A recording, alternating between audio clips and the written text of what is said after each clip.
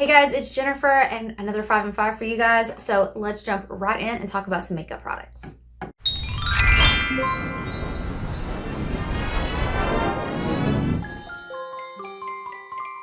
Alright guys, so the first thing that I want to talk to you about, this one's a bit of a stretch for the makeup product, but the others are legit, I promise. But this is the Ilia Lip Wrap Reviving Balm. So I had a love-hate relationship with this. I used it all up. It is empty. I thought it was really good for a moisturizing balm.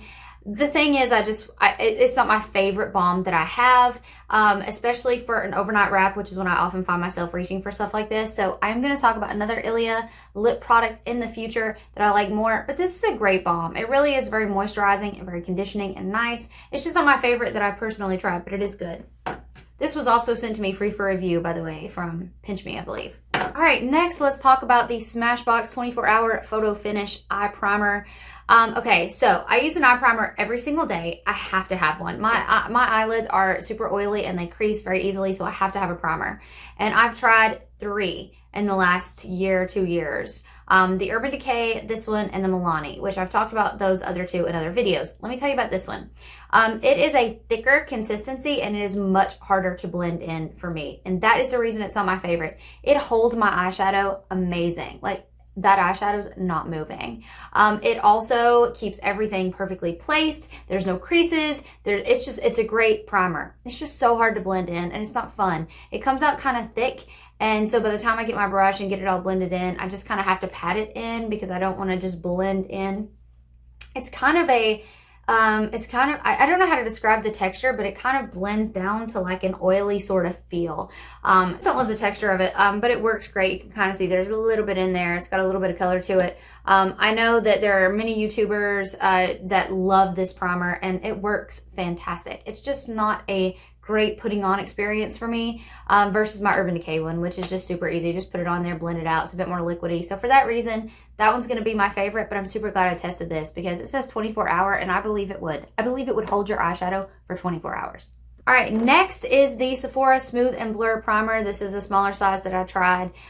Okay, so it's not the most blurring that I've ever seen, but it does blur your pores. It is colored. It has a slight nudish tint depending on what your skin tone is. I did like that because I feel like it kind of helped me get like a solid base, but I don't love a pore filling primer. Look, okay, this is the primer that I want. I want it to blur my pores, hydrate, and give me some glow. So I'm looking for something that does all 3, and this just hit one of those 3 requirements. So for me, it's not my perfect primer. All right, next we have the Mercier Flawless Fusion Ultra-Longwear Concealer. I can't believe I made it through this concealer, but I did. Here is what the applicator looks like, and this is in the color 0.5N. And yeah, there's still a little bit more in here, but I mean, it is like, you can see, hopefully, I am scraping the sides. I really like this concealer a lot. It is very hydrating, which is what I really love about it the most. It's not amazing full coverage. It's about a medium coverage, light to medium. It is pretty and it looks very natural and it wears very nicely. I don't notice that it creases a whole lot, especially after I set it, but it just does not have enough coverage or hydration for me personally. I'd like even more. I'd like even more hydration and even more coverage. This is great for me in the summertime. In the wintertime, I notice that it's just a bit too dry. So still looking for that amazing hydrating concealer. If you know it, let me know. Finally, a product that I was very excited to test. This is the MAC Fix Plus Stay Over Alcohol Free Long Lasting Setting Spray. I use a setting spray every day. I love a setting spray. I know that Urban Decay, which is my favorite at the moment, setting spray has alcohol, and alcohol dries out your skin, and my skin is very dry. And so you see my problem. So I was really excited when MAC released this alcohol-free setting spray.